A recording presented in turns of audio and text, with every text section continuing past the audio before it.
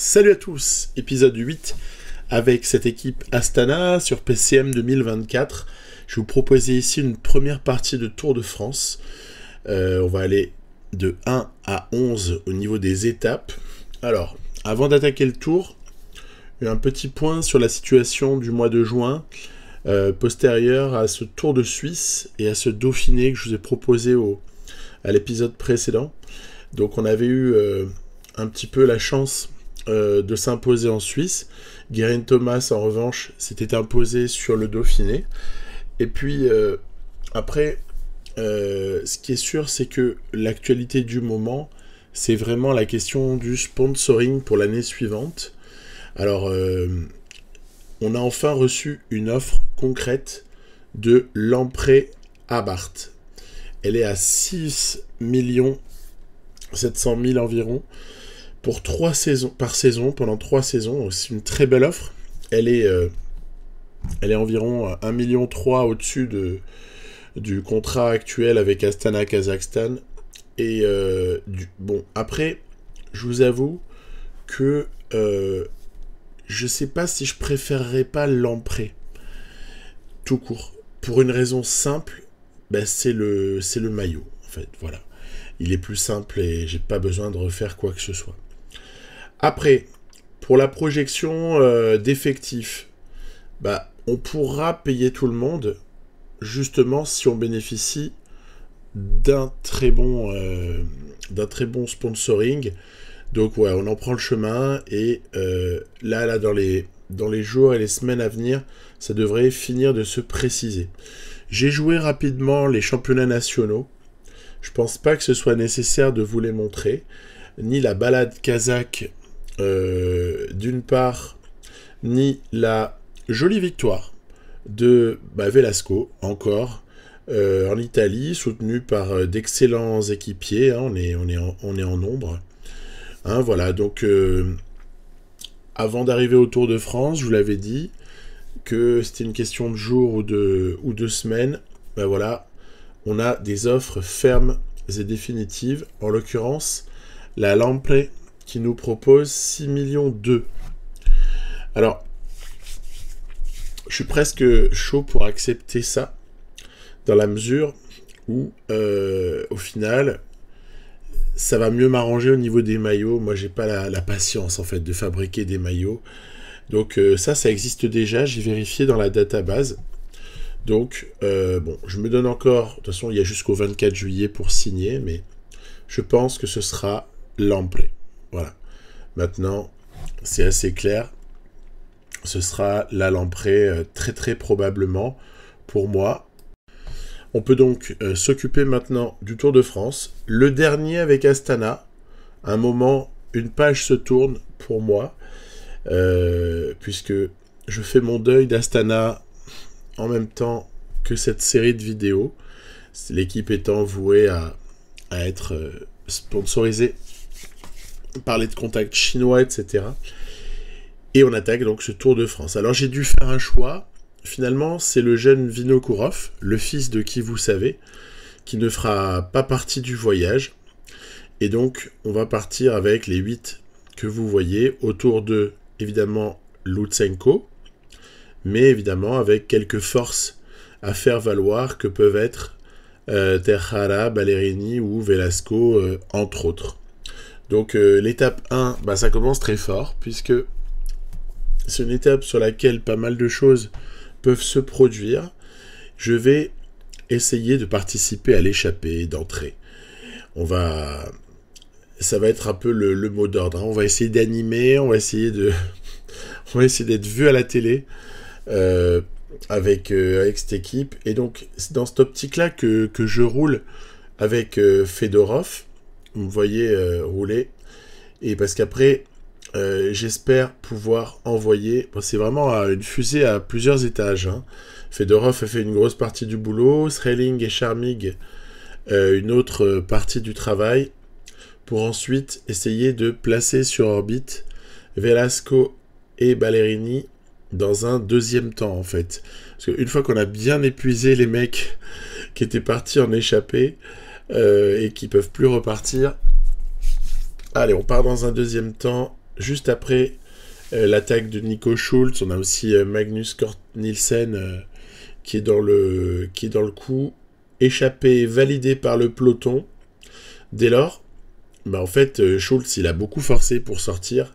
Cort Nielsen, c'est un peu pareil. Et nos deux coureurs, ils bénéficient totalement du boulot qui a été fait par les équipiers que j'ai nommés juste avant. Ce qui fait que on va aller, entre guillemets, se gaver de points GPM. Les deux Astana, Velasco et Ballerini. Alors, on peut bien... vous avez imaginé ce que j'ai en tête, hein, les points de la montagne pour Velasco. Et puis, si on a le bonheur d'aller jusqu'au sprint intermédiaire, les 20 points, ce sera pour Ballerini. Hein. Donc, voilà. Après, je vois que je suis quand même sous la menace de Schultz, qui s'est un peu refait la cerise dans la descente. Donc, je vais rouler juste ce qu'il faut pour le laisser à 10-15 secondes maximum, voire des fois trentaine de secondes. En gros, qui s'épuise tout seul. Et nous, comme ça, on collabore. Ça change la vie, hein, d'être deux, plutôt qu'être tout seul. Donc voilà comment on a tenu à distance l'infortuné Schultz. Et puis surtout, le peloton nous a laissé une vraie marge. Après, je vous rassure, on n'ira pas au bout avec ces deux-là. Hein. C'est beaucoup trop difficile. Par contre, du coup, ça va permettre de prendre beaucoup de points. Réserve de points acquise pour quelques temps, parce qu'après, vous allez pouvoir le constater dans les étapes prochaines. Avant de retrouver beaucoup de points sur une étape, il faut aller à l'étape 4, mais après, il faut aller bien loin. Donc voilà. Petite chute à l'arrière du peloton. Mince alors, ça nous embarrasse. Pitié, pas la blessure, pas l'abandon. Voilà, Pronsky, Terhara et Lutsenko qui ont chuté. Heureusement, tout le monde se relève. Je crois qu'il y avait Enric Mas aussi qui était impliqué.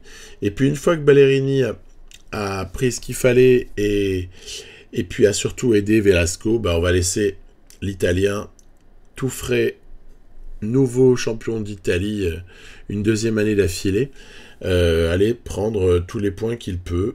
Après, si la Visma roule, mais personne ne cherche vraiment à prendre les points derrière, on peut aussi les prendre. Hein. Et vous voyez, oui, ils ont mis en route. Hein, c'est la porte qu'on a aperçue, qui roulait assez fort. La Visma, elle n'est pas venue pour faire de la figuration, même si Vingegaard devrait légitimement avoir un coup de mou en 3e semaine, puisque lui, il enchaîne Giro Tour de France.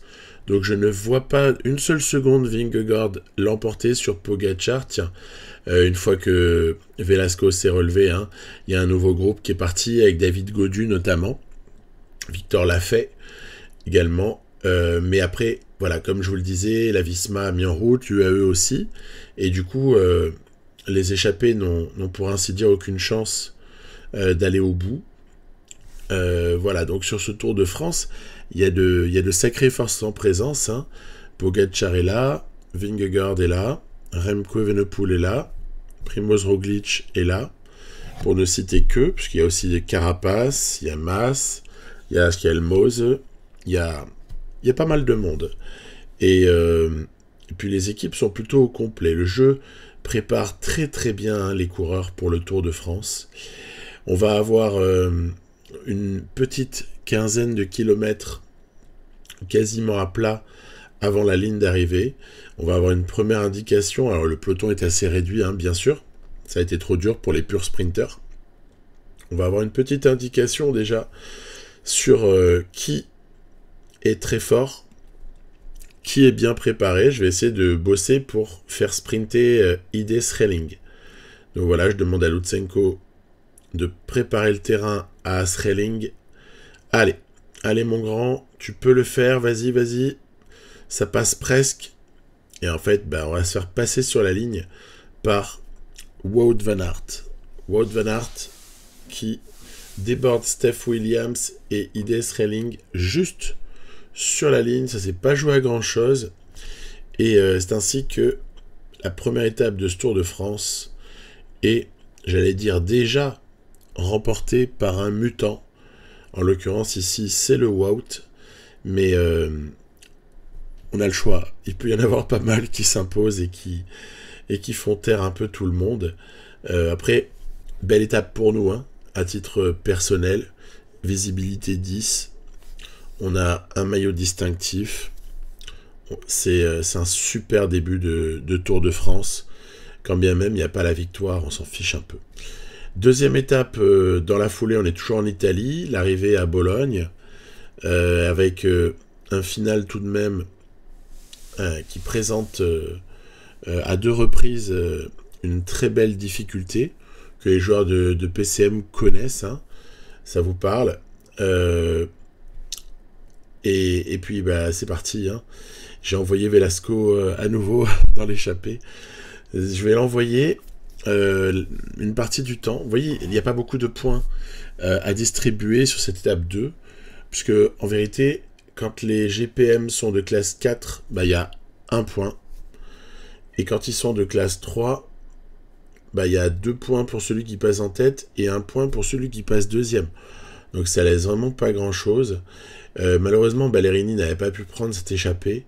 Je dis pas ça pour la montagne. Je dis ça pour l'intermédiaire là que vous apercevez, auquel on est en train d'arriver dans pas longtemps. Victor Lafay est là. Velasco a quand même le maillot à poids solidement sur les épaules. On sprint en l'honneur de Ballerini. Voilà, hop, ça s'est fait. Et donc ainsi, bah, Velasco fait main basse un peu sur les points. Derrière, j'essaie d'aller aussi voler les points avec Ballerini, puisque ça c'est dommage. Dans le peloton, quand l'étape n'est pas qualifiée d'étape de plaine, les sprinters ne se battent pas pour faire les sprints intermédiaires, alors qu'il y avait pas mal de points à les prendre. C'est dommage. C'est dommage. Voilà, on rentre on va dire dans les derniers 30-40% de l'étape. Donc c'est là-dessus que ça va se jouer. Peloton n'est quand même pas très loin hein, des échappées. Les 2 minutes là, ça leur permet de contrôler. Et puis en plus, ça va réduire assez rapidement. Il y a des fois où je me demande un peu pourquoi je sprint. Parce que de toute façon, c'est comme si vous lanciez une pièce en l'air et pile, si ça tombe sur pile, bah, vous perdez. Et puis si ça tombe sur face, bah, c'est le jeu qui gagne. Donc en gros, vous avez toujours perdu, quoi. J'ai un peu ce sentiment sur les GPM, mais c'est parti, il faut... Loin de moi l'idée de râler, hein, je m'en amuse. Hein. Voilà, là on est dans Bologne, c'est la côte de San Luca. Et on la franchira à 2 reprises. Je dis les joueurs de PCM connaissent parce qu'en fait, je crois que c'est sur les Trevale Varesine, non? Un truc comme ça, hein, qu'on retrouve en fait cette difficulté. Peut-être je confonds, mais en tout cas, je sais qu'il y a une course. Ah non, c'est Giro d'Emilia, bien sûr. Mais oui, évidemment, Bologne, c'est en Émilie.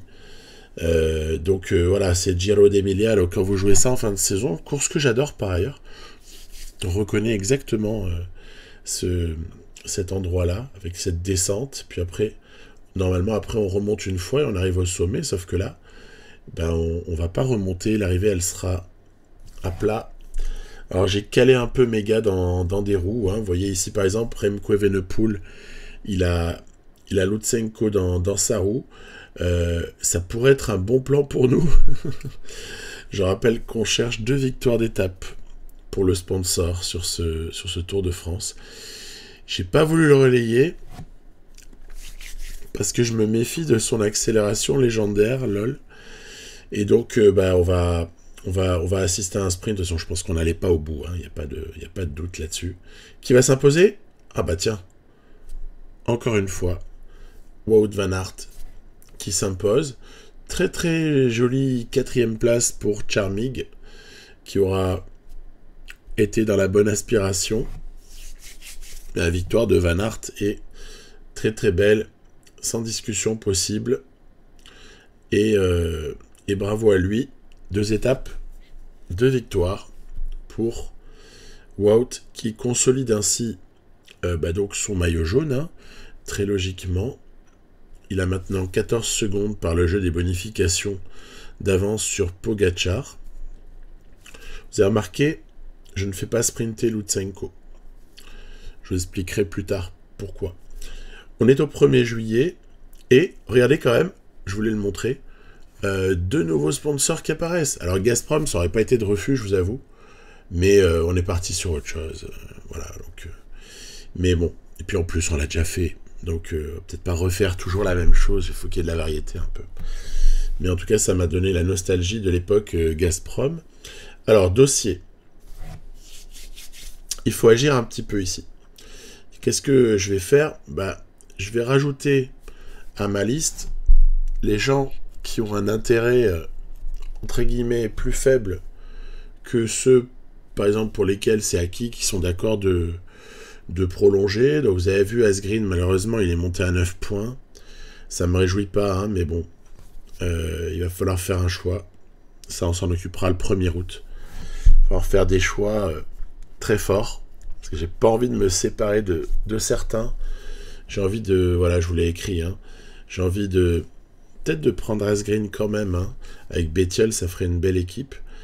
Mais on pourra pas prolonger tout le monde. Dans ce cas-là, il va nous manquer 2 points, quoi.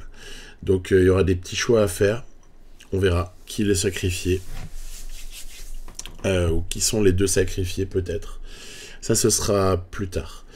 3e étape qui arrive, toujours en Italie, avec l'arrivée à Turin. Bon, là, c'est par contre du sprint et rien d'autre, hein, sur une étape comme celle-ci. Donc, on va aborder les choses, je dirais, avec calme. Moi, j'essaye de protéger au maximum Lutsenko. L'objectif que je me suis fixé, outre les fameuses 2 victoires qu'on avait dealées avec le sponsor, 2 victoires d'étape avant le 10 janvier, je crois, ou avant le 4 janvier, je sais plus. Donc en tout début de saison, on avait tablé sur ça.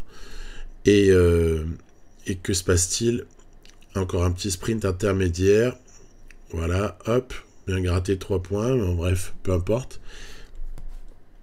J'essaie de gratter tout ce que je peux en fait avec Ballerini.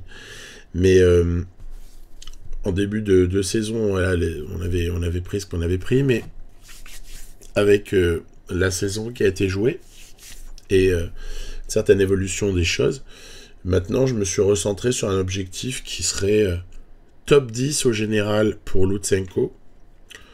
Voilà, faire un top 10, ce serait comme il l'a déjà fait 2 fois dans la vraie vie. Hein, donc ce serait une performance qu'on peut peut-être attendre de lui, surtout s'il est en bonne forme. Et a priori, ce sera le cas. J'ai fait ce qu'il fallait au mois de juin là, pour essayer d'adapter au dernier moment les choses. Et donc, il s'agit absolument de l'économiser parce que sur certaines étapes, il aura des missions très importantes et donc inutile d'entamer la fraîcheur. En revanche, pour les équipiers, Ballerini et Velasco sont un petit peu dévolus à s'échapper tant qu'ils peuvent. Tejada le fera en fin de 2e ou alors en 3e semaine. Tejada, il aura des tickets pour aller s'échapper. Victoire de Philipsen sur cette étape 3. Et avec un train Alpecin de Koenig juste ultra dominateur, rien à redire.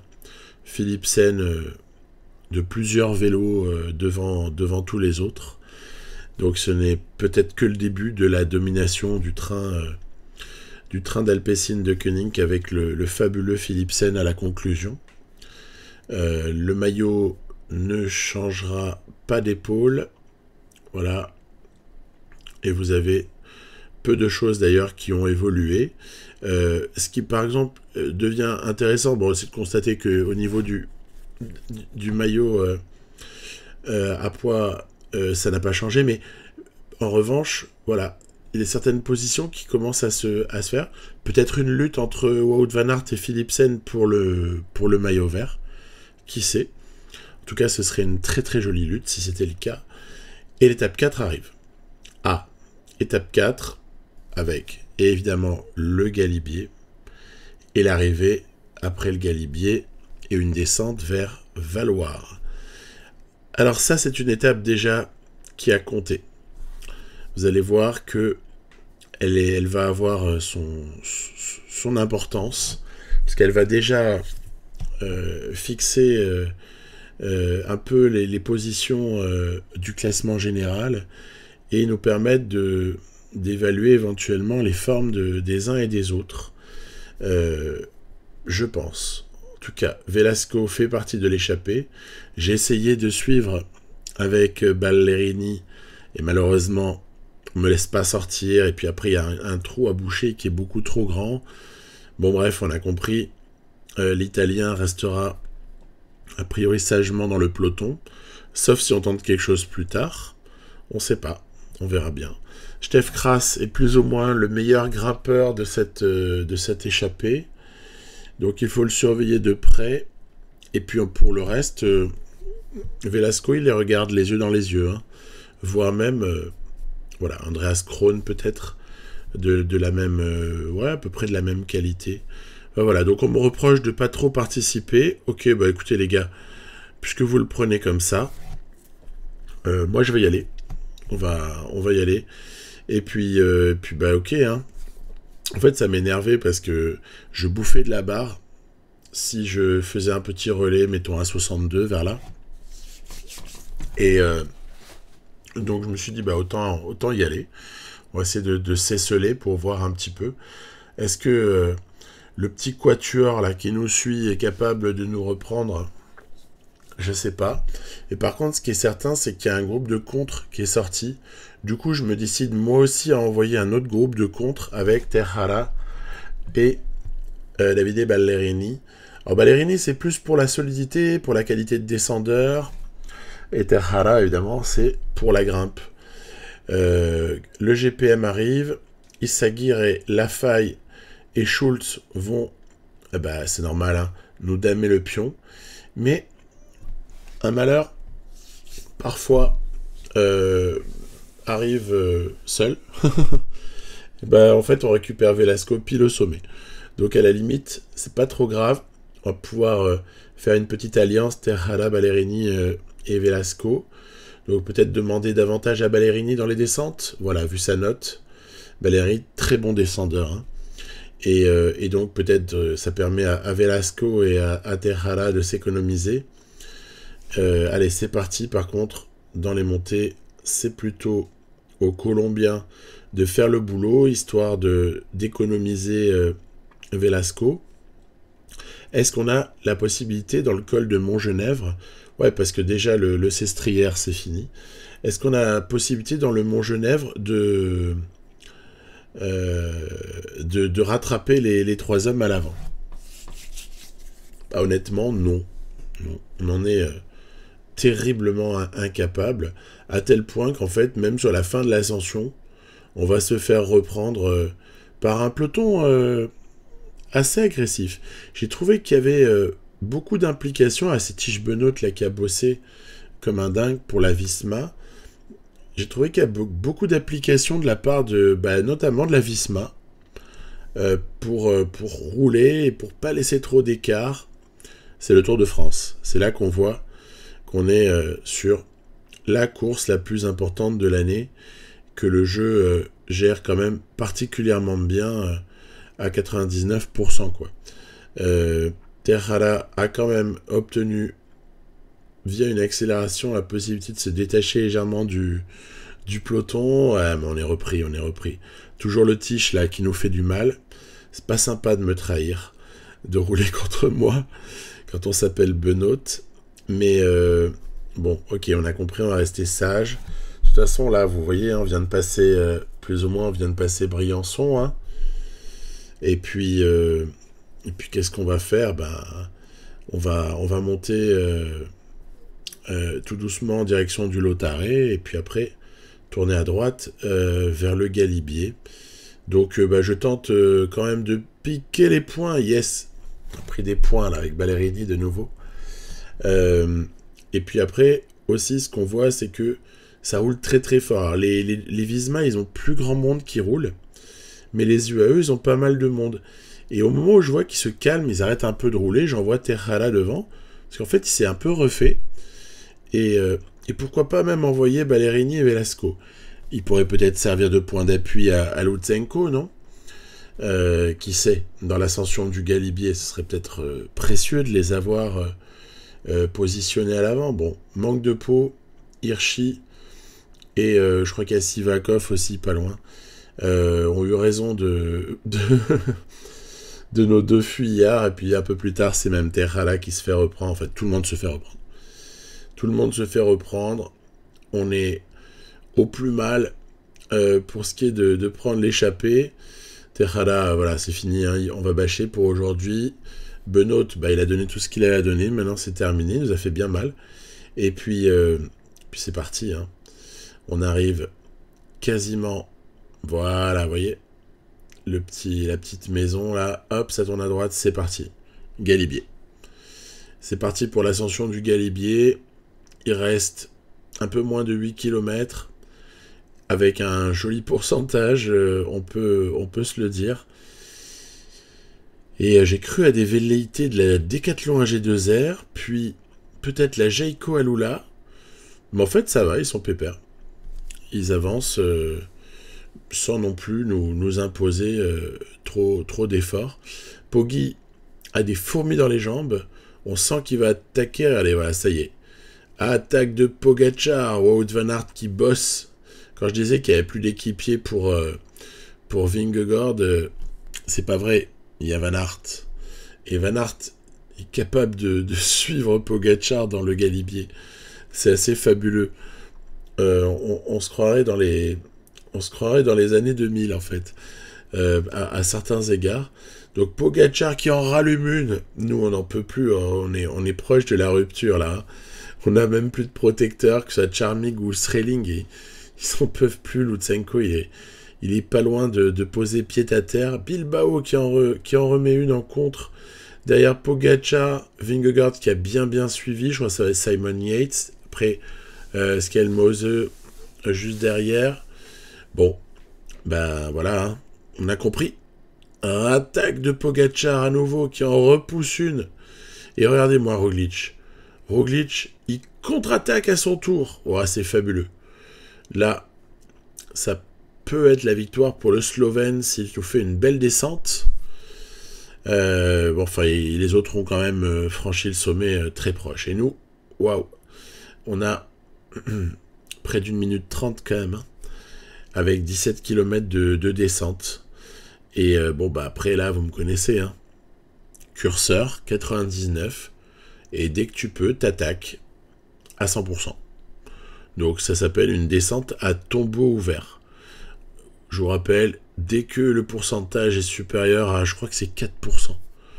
Mais bon, là, c'est largement le cas. Dès que on ravitaille tout le monde, voilà, il faut boire.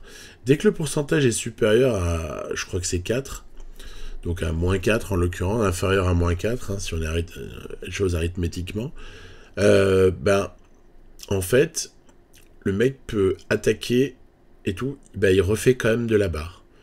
Et regardez, attention, hein, c'est l'instant fusée. Bah oui, on va pas s'arrêter. Les mecs, ils se regardent, à toi, à moi, non, bon allez, je n'en ferai rien. Nous, on regarde personne et on continue. Et on creuse. On creuse. C'est un peu à la Rodriguez, je sais pas si vous vous souvenez, il y avait sur le Tour de France 2023, il y a un moment où Rodriguez, il revient sur Pogačar et Vingegaard, et lui, il en plante une, les deux autres savent pas trop qui va y aller, et après, dans la foulée, Rodriguez, il gagne l'étape, quoi. Donc là, bon, la différence, c'est que Lutsenko, il a échappé à la vigilance de 11 coureurs. C'est quand même un peu spécial. Bon, je précise, forme du jour 0, hein. Ça, c'est pour les petits esprits chagrins qui ont parfois des choses à redire. Bah non, il n'est pas à plus 3, il est encore moins à plus 5. Lutsenko, forme du jour 0. Pour quand même aussi un phénomène de jeu quand même auquel on ne s'attendait pas nécessairement non plus, hein. Il y a quand même cette passivité dans la descente, mais c'est pas la première fois qu'on la voit sur PCM. Et en un certain sens, elle peut rejoindre une forme de réalité. Peut faire des grosses différences dans la descente vers Valloire, hein. Bref, Lutsenko prend le maillot. Et il a 40 secondes d'avance sur Poggi. Après, je crois que pas grand-chose n'a évolué, si ce n'est le repositionnement de Roglic, puisqu'il est passé au sommet du Galibier, donc 20 points. Mais Velasco conserve le maillot à pois. Et puis pour ce qui est du classement par points, Wout van Aert, toujours premier. Attention, ça va évoluer. Ça va évoluer tout ça. Heureusement, l'étape 5 nous permet, entre guillemets, de nous reposer. Étape qui, a priori, s'annonce pour un sprinter. Il y a le choix. Hein. Philipsen, Milan, Van Aert, Merlier, Warren Skjold, etc., etc. Groenewegen. Il y a pléthore de sprinters. Hein. On a beaucoup de possibilités pour le vainqueur. L'étape va pas être forcément passionnante. Moi, j'ai laissé tranquillement une échappée se développer. Avec ce qu'on avait produit comme effort la veille, la fraîcheur avait commencé à être entamée. Et donc, je pense qu'il était de bon ton de ne pas bouger.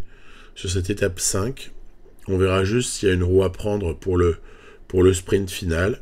Après, je m'amuse quand même à prendre les roues aussi pour l'intermédiaire, vous voyez. Allez, déboîte mon grand, déboîte. Ils le font, hein. Bien joué, hein. Bien joué de leur part. Ballerini prend quelques points, mais pas grand-chose. Bon, de toute façon, on tente les choses, et puis si ça marche pas, c'est pas très grave. Ouais, je reviens juste sur mes objectifs. J'avais pas pu terminer, parce qu'il y avait une arrivée, je crois que c'était l'étape 3. Donc j'aimerais le top 10 avec Lutsenko. J'espère gagner 2 étapes.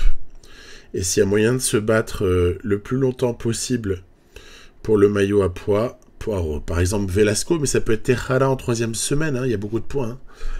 Hein. Donc, si quelque chose est faisable, on essaiera de le faire. Mais là encore, ça dépendra vraiment de la santé des gars. J'ai juste la chance d'avoir des pics tardifs. Bon, c'est un peu involontaire, et puis à la fois, j'ai quand même un peu... Enfin, quand je l'ai vu, j'ai pas... Voilà. Ça m'a fait plutôt plaisir. J'ai laissé, quoi. Hein. J'ai pas cherché à rattraper les pics. Tejada et Lutsenko, pic de forme un peu plus tardif. Donc, normalement, il ira jusqu'à l'étape 21. Voilà, c'est ça que je voulais dire. Donc, ils pourront jouer un rôle jusqu'au bout, alors que d'autres, les pauvres, je m'y suis pas très bien pris. Philipsen, pour une 2e victoire sur sprint massif. Bravo. Magnifique.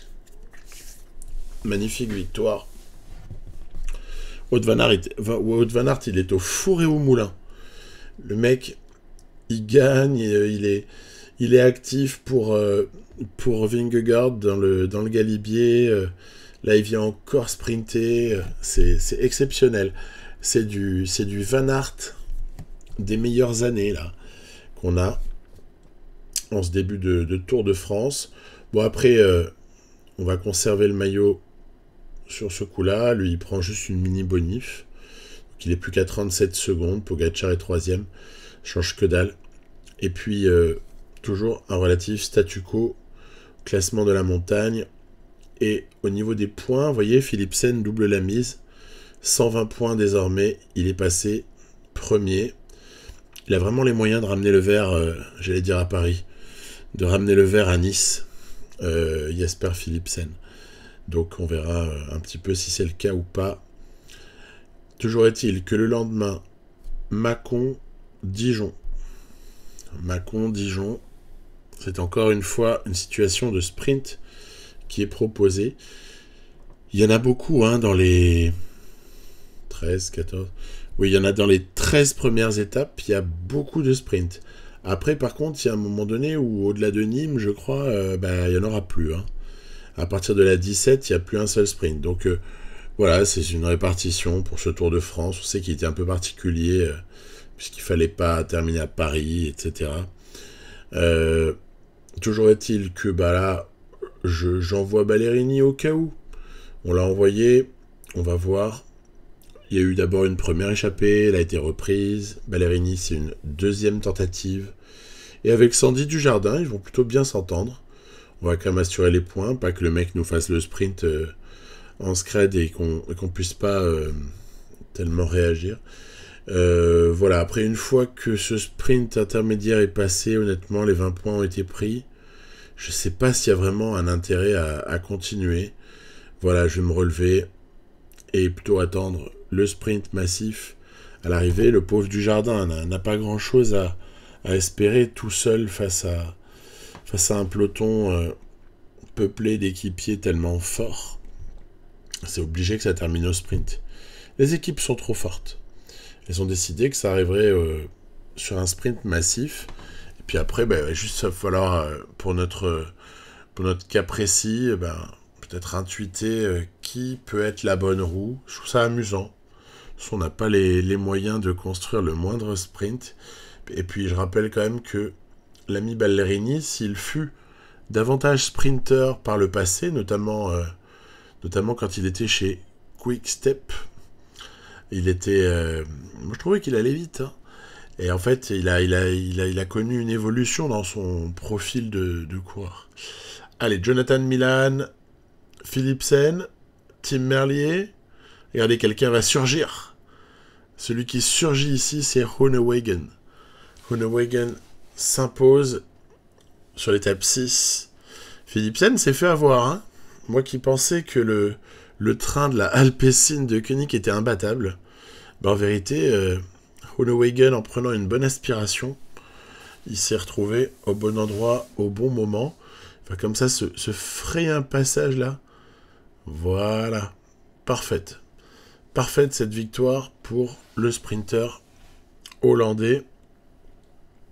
Ganna est assez malheureux parce que vous allez voir, il va échouer plusieurs fois à la 2e place. Mais bon, on sait que ça finira forcément par payer. Pas de changement au maillot jaune, pas de changement pour le maillot à pois, et une petite évolution forcément. Hein. C'est l'arrivée de Groenewegen dans le classement, là, pour le maillot vert. Hein. Donc un très bon Groenewegen qui peut-être se positionne pour lutter. Mais à mon avis, je sens plus le duel entre Van Aert et Philipsen. Sauf si Philipsen se détache. On arrive par contre à un moment super important. Ce contre-la-montre de l'étape 7, c'est un moment charnière. Permettre là encore de repréciser les positions de chacun. On va notamment aussi pouvoir sentir comment faire pour le jouer. Alors honnêtement, je détiens pas la vérité. Hein. J'ai fait ce que j'ai pu, je vais vous dire exactement quoi. Donc j'ai testé surtout avec Velasco et Tejada, puisque ce sont les deux meilleurs rouleurs, on va dire, les deux coureurs les meilleurs en contre-la-montre dans l'équipe alignée après Lutsenko. J'ai même fait une petite tentative à 99 là dans la descente, puisque théoriquement elle ne doit pas nous manger de la barre. Bref, Tejada fera un petit peu mieux que Velasco. En revanche, on attend forcément l'explication entre les favoris. Qui va l'emporter entre tous ceux que vous imaginez? Allez, c'est parti. Le premier à s'élancer de tous les gros favoris, c'est Primož Roglič. Roglič, très bon dans l'exercice. Derrière lui, il y a Remco Evenepoel, rien que ça, avec le maillot de champion du monde de la discipline, c'est-à-dire le contre-la-montre sur les épaules. Tobias Foss, à ce stade-là, tient le meilleur temps provisoire. Ganna a été battu, Bissegger également. Ayuso a plutôt mérité. Et l'ami Kung est placé au moment où Vingegaard s'élance.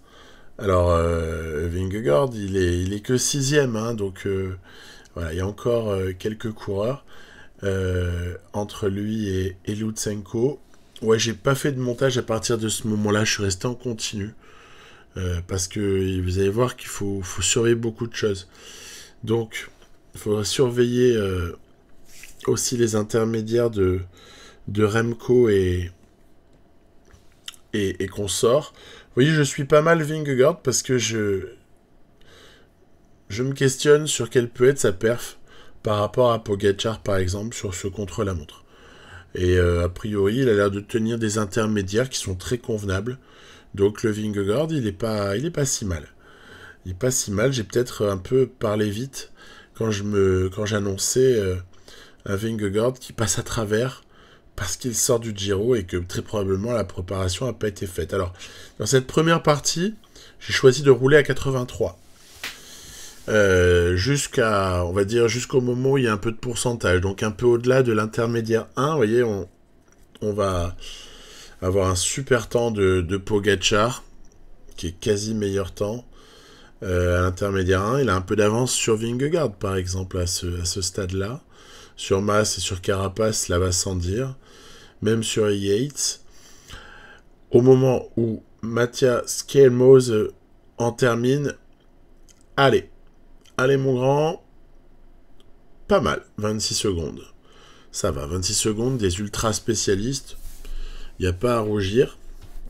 Et puis nous, voilà, on va un tout petit peu monter l'intensité. Vous voyez, je suis à 85 au moment où il y a un petit peu plus de pourcentage. On va même se permettre, je l'ai fait ou je ne l'ai pas fait, de monter un peu plus. Non, je ne l'ai pas fait ici. J'ai dû avoir peur de ne pas pouvoir terminer les 25 km si je consomme trop de barres à ce moment-là, notamment la plus importante quand on est dans le registre, non pas prologue, mais contre la montre, c'est évidemment la barre jaune. À l'inverse, sur un prologue, il faut s'arranger pour bouffer toute votre barre rouge. Bon là, vous allez voir, on va essayer aussi. Ah là là, donc 37 secondes de débours pour Lutsenko à l'intermédiaire 1. 1 minute à l'intermédiaire 2. Ça sent mauvais. Ça sent la perte du maillot. Bon, à la limite, hein. C'est plus honorifique qu'autre chose dans notre cas. Wout van Aert va bientôt terminer, mais d'abord c'est Poggi qui bat Evenepoel. Waouh! Evenepoel entre-temps, meilleur temps. Vous l'avez sûrement vu. Que va faire Wout van Aert? Va-t-il l'emporter? Waouh! Même temps que Pogačar. Van Aert est un monstre. Et nous, allez, j'espère qu'au moins en troisième partie, on n'aura pas été ridicule. Parce qu'on avait gardé suffisamment de barres. L'IA ne le fait pas toujours. Ok, on perd 1 minute 06. On va lâcher le maillot, mais c'est pas très très grave. On va se retrouver, voilà, 4e à ce stade-là. Toujours Van Aert leader, mais l'étape a été donnée à Pogačar. Et puis après, pour ce qui est des maillots distinctifs, vous avez toujours l'avance de Philipsen, par exemple, sur le classement par points. Voilà, pas grand-chose d'autre. Allez, il y a une jolie étape ici, encore, avec l'arrivée à Colombey, les deux églises. Et on va espérer, peut-être là encore, prendre une roue. Est-ce que je prends l'échappée, honnêtement, pour aussi peu de points? Est-ce que ça vaut le coup? Alors que le lendemain, il y a une étape très très difficile. L'étape 9, autour de 3, avec les chemins blancs. C'est là qu'il faut avoir toutes nos forces. Hein. Donc je me suis résolu à pas consommer grand-chose, en tout cas pour le moment. Vous voyez, l'IA ne supporte pas que l'échappée comporte trop de coureurs. C'est amusant. Du coup, elle a roulé comme une dingue jusqu'à en laisser... Vous allez voir, elle va en laisser 2 tout seul devant. Voilà. Ceux-là, ils ont le droit d'y aller. Mais les autres, pas le droit. On arrive à l'intermédiaire. Je prends un peu une roue. On va sprinter pour la forme. Voilà. On a pris quelques points. C'est pas exceptionnel, mais bon, voilà. Ok, les positions évoluent légèrement. Et puis après, on va aller... je pense sans trop tarder, vers l'arrivée de cette étape, parce qu'on a bien compris que l'échappée n'a pas de vraie chance. Hein. L'échappée, comme ça, sur les étapes de sprinter, qu'est-ce que vous voulez qu'elle fasse? On ne peut plus résister à un moment donné à un peloton qui se déchaîne. Donc s'il laisse pas suffisamment d'avance, forcément, on se retrouve avec un échec. Vous voyez, le x8 à gogo. Et à l'avant, le courageux Lawrence Petty qui emmène son camarade d'un jour, je me souviens plus, qui était à l'avant. Est-ce que c'est Schultz ou est-ce que c'est quelqu'un d'autre? Non. Enfin bref, ils sont bien courageux, ils méritent le combatif du jour, l'un des deux. Nous, on n'est absolument pas dans le combat, on est juste dans le placement au moment d'aborder la toute fin. Vous voyez qu'ils ont été repris, hein, j'en ai pas fait grand cas, c'était de toute façon plié d'avance. On va essayer de se positionner. Je ne demande pas davantage que du positionnement pour pas prendre de cassure. On ne sait jamais. Tiens, les meilleurs sprinters seront-ils au rendez-vous? En tout cas, Evenepoel travaille fort en tête de peloton. C'est pas la première fois, hein, et c'est pas la dernière, que Evenepoel bosse pour peut-être le sprint de Tim Merlier quand même, hein, parce que la Soudal Quick-Step n'a pas encore gagné. Allez, Merlier peut-être pour cette fois. Regardez sur la gauche. J'avais pris la bonne roue. C'était la roue de Milan, qui quand même, sur ce terrain-là, s'impose brillamment. Et en fait, c'est dommage, parce que je crois que c'est Walscheid qui me bloque Ballerini. Alors qu'honnêtement, la roue de Milan, pour Ballerini, c'est pas mal. Voire Dauphiné qui avait précédé. C'est encore une bonne roue pour lui. Alors que d'autres roues sont impossibles à tenir. Mais et du coup en fait on est bloqué et ça empêche le hold-up qui aurait pu avoir lieu sur un malentendu. Bon, on s'en fiche. Au général, statu quo, et puis vous allez voir que l'étape suivante va apporter son lot de surprises au niveau du général, mais pour ce qui est du maillot à poids également, ça ne bouge pas, même si Lafay a pris des points, quelques points. Et puis, pour le maillot vert, Philipsen en a marqué aussi. Ok, on passe à l'étape 9. L'étape 9, elle mérite un long format. C'est cette fameuse étape autour de la ville de Troyes, avec des secteurs en gravier. Alors, est-ce que 3 x 3, 9? C'est pour ça qu'on l'ont mis en l'étape 9, je sais pas. Mais toujours est-il qu'on va afficher ici le top 10, grimpeur et classement par points, parce que tout est à prendre en compte, alors que sur certaines étapes, je n'affiche pas tout. Mais là, positionnement pour Lutsenko et les autres, attaque immédiate pour Velasco qui se retrouve dans une bonne échappée de 14 coureurs. Et après, on va voir ce qui se passe. 14 coureurs déjà, intéressant. On est à l'étape 9, pardon. Il y a du champ qui est laissé à 14 coureurs. Ça veut dire, vu là en plus la composition de cette échappée, avec des ténors comme Hirschi, entre autres. Donc ça veut dire que peut-être le peloton va moins faire l'effort, ou il peut se passer quelque chose. On sent venir l'accident. Là, moi, j'ai un petit peu comme un voleur, je suis allé chercher des points en sortant avant le sprint qu'on connaît tous, qui est forcément perdant pour moi. Donc voilà, je suis sorti avant.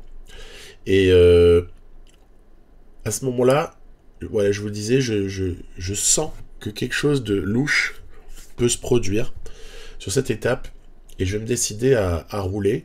On va également relever Velasco, parce que le pauvre n'a pas de rôle à jouer à l'avant selon moi, il a plutôt un rôle à jouer à l'arrière, et je demande ici à Fedorov de commencer.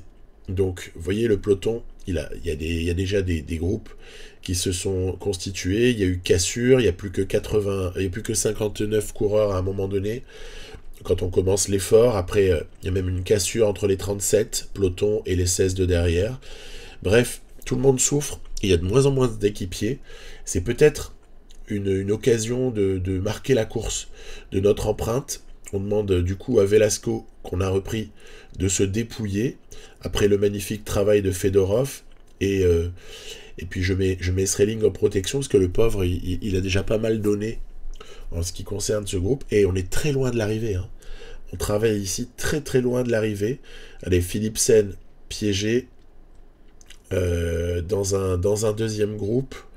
Tejada, même si c'est pas du tout son terrain, et Charmig, on leur demandera également de se sacrifier. C'est pas grave, ils peuvent apporter au minimum de l'intensité. Vous voyez qu'on n'est pas seul à rouler. Les tout meilleurs sont là, hein. Rodriguez, Van Aert, Evenepoel est un petit peu derrière, Roglic, Vingegaard. Les principaux candidats sont présents. Par contre, les équipiers, il y en a un paquet qui a sauté par la fenêtre. Et c'est comme ça qu'on va aller appuyer encore un gros coup. En fait, j'économise Ballerini, vous l'avez deviné, pour apporter la touche finale. Et je demande à tout le monde de se reposer, mais quand ils ont terminé leur boulot, mais surtout, vous voyez, Enric Mas piégé. Tout un tas de coureurs, voire même aussi de sprinters, sont piégés. Ils ne reviendront jamais. Hindley, Van Der Poel, Warren Scloll. Attention, crevaison de Pogacar. Oh là là, et ça roule à fond dans la foulée. Roglic a attaqué dans l'intervalle de temps. Donc là, il se passe énormément de choses. Course hyper débridée, ça part dans tous les sens. Roglic est à surveiller, on va quand même vérifier.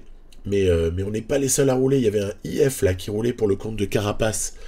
Peut-être voyant la crevaison de Pogacar, ou alors c'était juste pour revenir sur Roglic. On saura jamais. Et puis là, nous, on n'arrive pas loin du bout de ce qu'on peut faire. Donc on va fournir encore quelques efforts avec Ballerini. On se croirait à la fin de je sais pas quelle course, j'allais dire une grosse bêtise, mais il n'y aurait pas les mêmes protagonistes. Mais en vue de cette réduction-là, punaise, on se croirait dans un Paris-Roubaix, quoi. Voilà. Quand j'en peux plus, je cale Ballerini dans la roue de Van Aert et Lutsenko dans je ne sais plus quelle roue. Poggi tente une folle remontée, Evenepoel a sauté. Evenepoel va perdre du temps. Il a sauté et il ne reviendra pas. Ganna aussi est à l'agonie. En fait, Pogacar, il fait que rattraper des gens qui sont en train de lâcher le groupe de favoris. Ici, c'est Healy qui lâche. Issa Guiré, c'est pour bientôt. Et en fait, tout ça, c'est le travail de Wout van Aert. Voilà. Wout van Aert, trop puissant. Ballerini a sauté. Du coup, j'ai mis Lutsenko dans la roue de Wout, en espérant ne pas sauter moi non plus, à 5 km de l'arrivée. Vous voyez, Van Aert, il a tellement appuyé, et puis il y a eu tellement d'efforts qui ont été faits, que même les échappés, ils peuvent être repris à ce stade-là. Vingegaard, il est calé. Roglic aussi. Non, il s'est guéri, il a tenu. Simon Yates est encore bien placé. Carapace, Rodriguez également. Mose aussi n'a pas lâché. Bettiol peut-être pour la victoire, si jamais il a gardé de la fraîcheur, on verra. Et Van Aert qui lance le sprint. Sprint décolle pour ce qui est de régler un groupe. Van Aert, il se pose aucune question, il règle tout le monde. Bettiol fait 2, Carapace fait 3 à la fraîcheur. Van Eetvelt, par exemple, a résisté. Rodriguez lâché un tout petit peu à la fin. Pogacar va perdre du temps. O'Connor est aussi victime de cette étape. Et surtout, Narvaez, Boric, mais surtout, Remco, qui va perdre près de 3 minutes sur cette étape 9. Décidément, que de rebondissements. Et je pense que Van Aert a fait tout ça pour Vingegaard. Il ne l'a pas fait pour lui. Après, évidemment, s'il y a un sprint qui se propose, il va sprinter, mais... Et voilà, donc incroyable scénario avec des écarts, mine de rien, puisque, regardez, il va perdre 1 minute environ, Pogacar, sur cette histoire-là. Et il n'est pas le seul, puisque, je vous ai dit, Remco en perd 3. Et du coup, modification du classement général. Pogacar rétrograde, Evenepoel rétrograde beaucoup. Wout van Aert en jaune, ça on commence à avoir l'habitude. Et voilà, donc Velasco est allé marquer quelques points, mais bon, voilà. On attend la suite, parce que ça va bouger encore.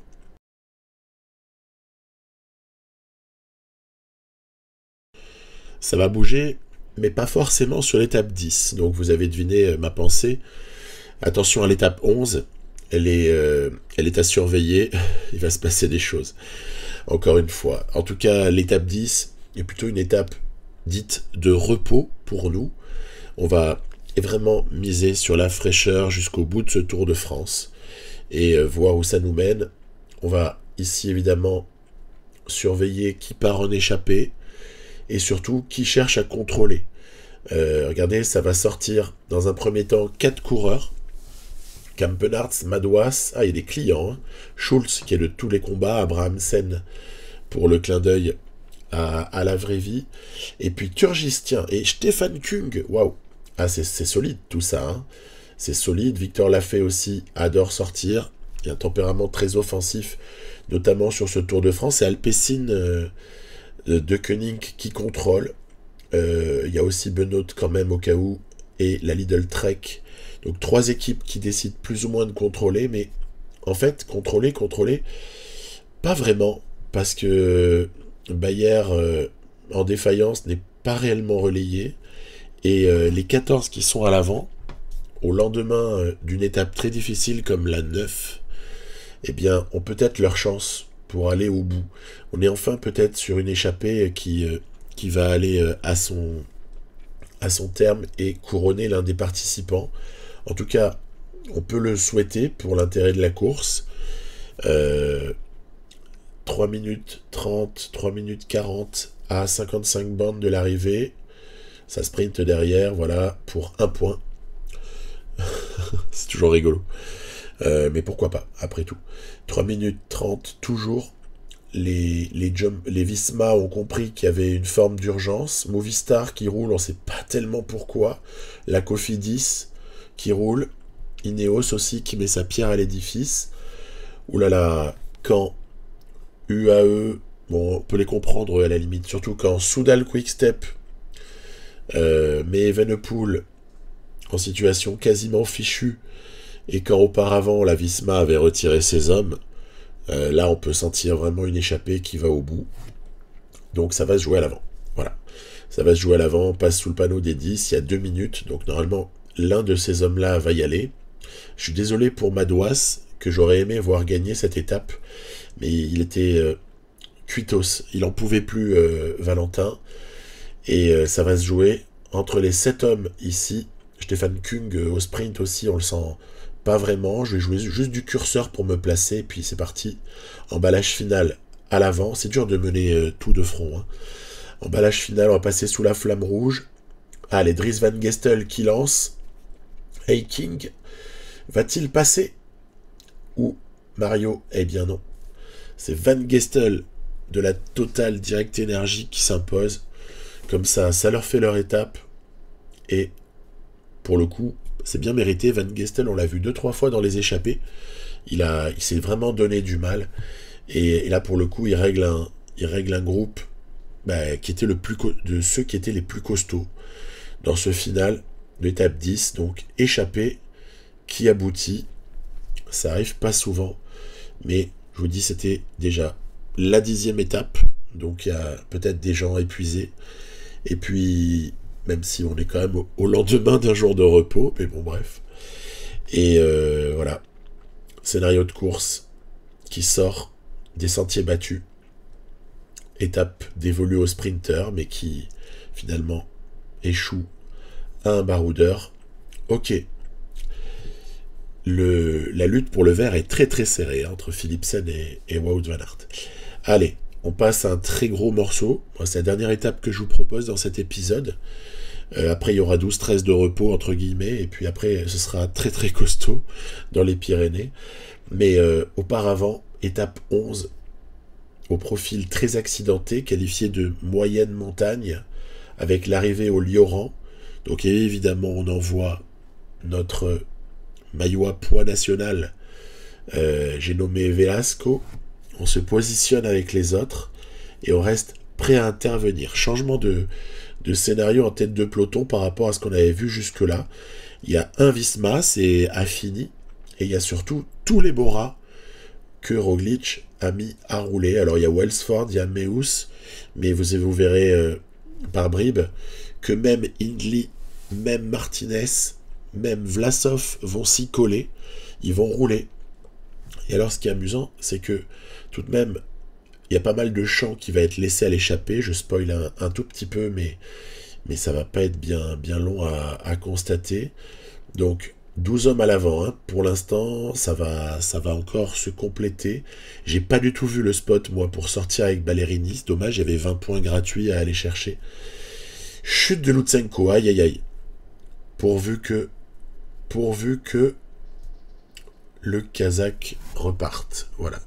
On n'est pas passé loin du tremblement de terre pour l'équipe. Voilà, on va rentrer très facilement en curseur, sans forcer surtout. Ne pas se consommer exagérément, puis après on remontera un peu plus dans le peloton, mais il y a le temps avant de remonter, hein. Il y a encore une centaine de kilomètres avant de devoir se positionner avant le final qui est terrible. Et puis là, hop, petit GPM, vous en prendrez bien une dose, non? Un petit GPM où tout le monde sprint et où vous sentez bien qu'avec Velasco, qui est loin d'être ridicule en sprint et en accélération, vous avez zéro chance de glaner le moindre point.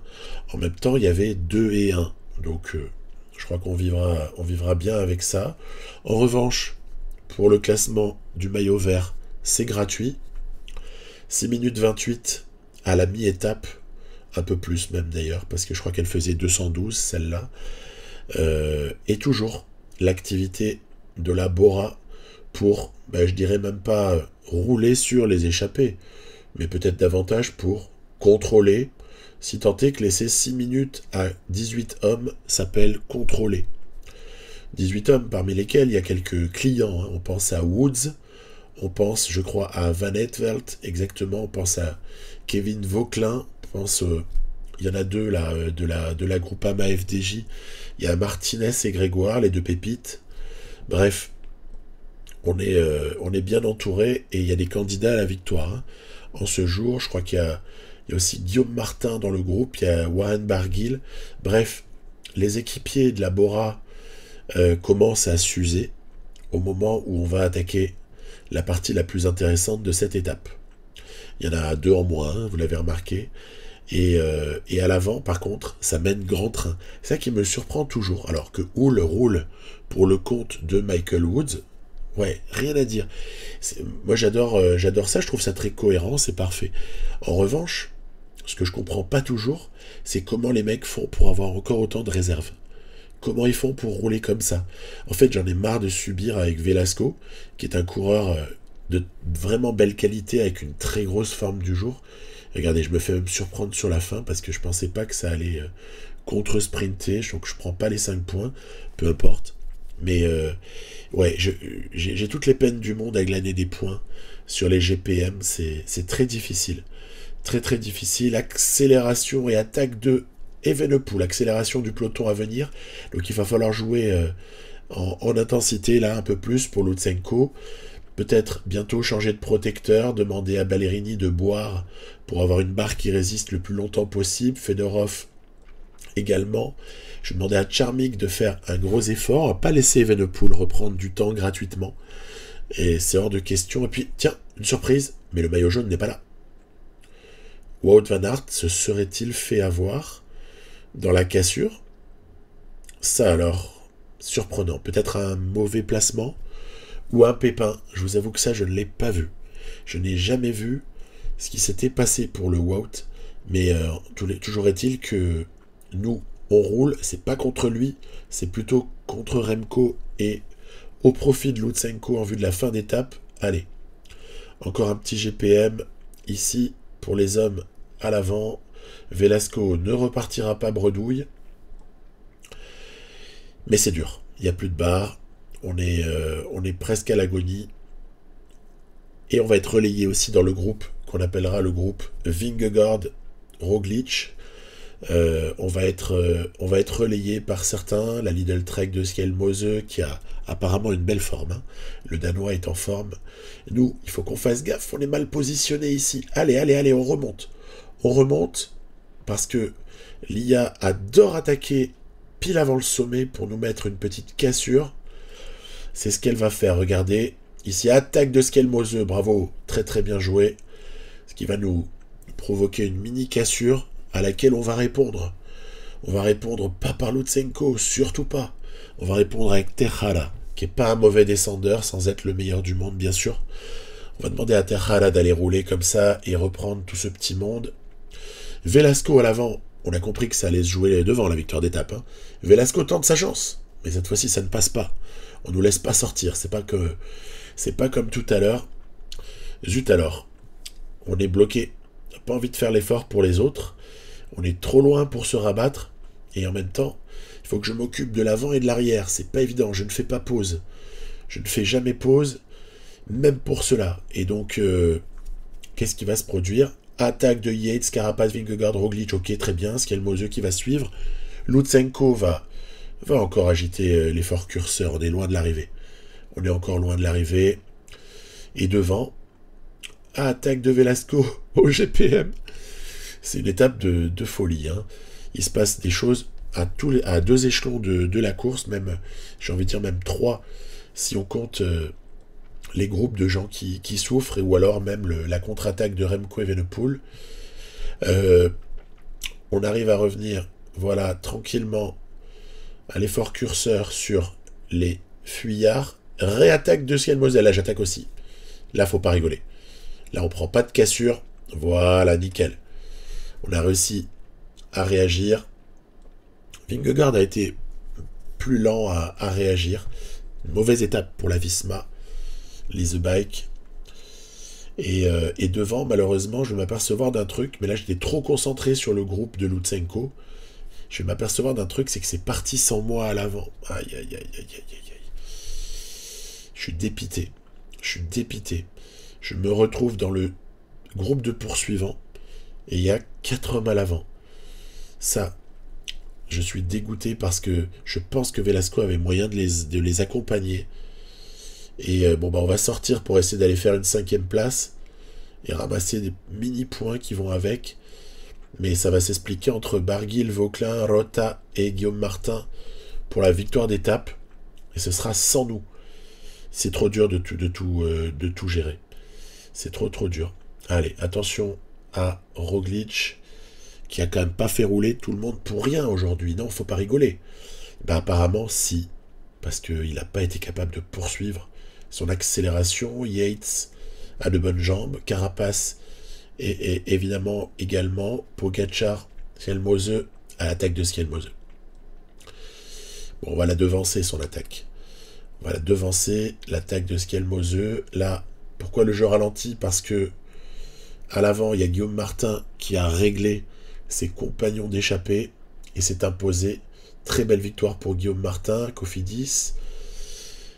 Allez, on reprend le fil de la course. Lutsenko prend la roue de Skelmose. Roglic, Pogačar sont là. Vingegaard n'est pas en maîtrise, mais il est là. Il n'y a pas de problème.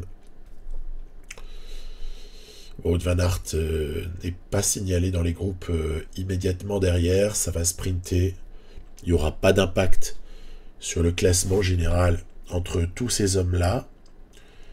En revanche, il y aura un changement de porteur du maillot jaune. Pourquoi? Eh bien parce que Wout va arriver bien plus tard. Il n'a jamais pu... voilà, il arrive ici. Il n'a jamais pu faire face à cette cassure. Ou bien peut-être était-ce trop dur pour lui, tout simplement. Et je crois qu'il a un 73 en moyenne montagne et un 73 en montagne. Donc peut-être qu'à un moment donné où l'arithmétique le rattrape.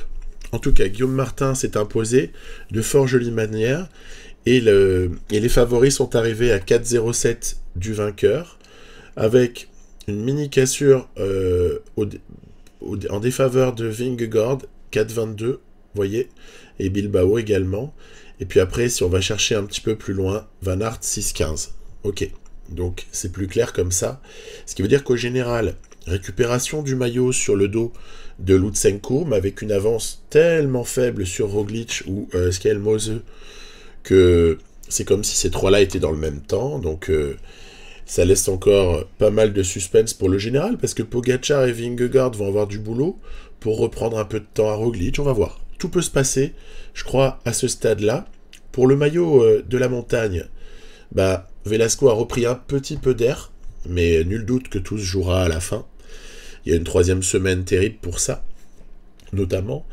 Et puis pour le maillot vert, eh bien là, c'est la lutte absolue entre Philipsen et Van Aert, avec un arbitre nommé Milan. Et montrons-le, puisque ça devient intéressant, Skelmose et Rodriguez sont à la lutte pour le maillot de meilleur jeune. Là maintenant, je vais le montrer parce qu'il y a un vrai suspense. On ne sait pas trop ce qui peut se produire. Ok, donc la suite, très bientôt. Je voulais dire un mot, avant de conclure cet épisode, je voulais dire un mot sur l'évolution de la forme de Lutsenko. Il a démarré à 91% le Tour de France. Il est passé ensuite à 90%.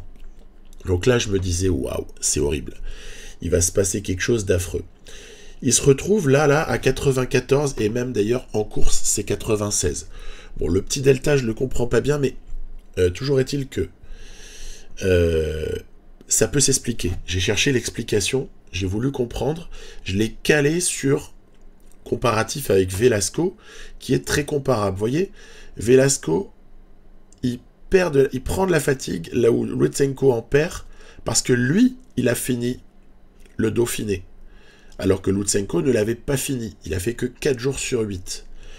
D'une part, donc je pense que c'est les bienfaits de l'abandon sur le Dauphiné qu'on récupère là. Et puis après, si on va un peu plus loin, j'ai commis une immense erreur après Liège, c'est que ni Lutsenko, pour le coup, ni Velasco n'ont eu leur petite semaine de coupure.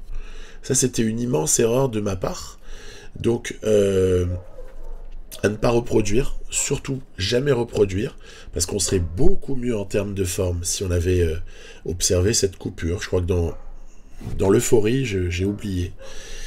Et donc voilà, une fin de tour qui s'annonce sous une belle forme grâce à ce repos du mois de juin en vérité. Hein. Donc peut-être que je le ferai plus à l'avenir.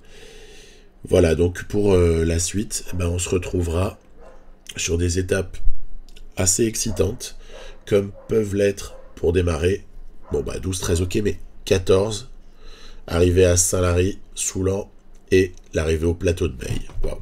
Tout un programme, ça va être dur. Allez, bye bye.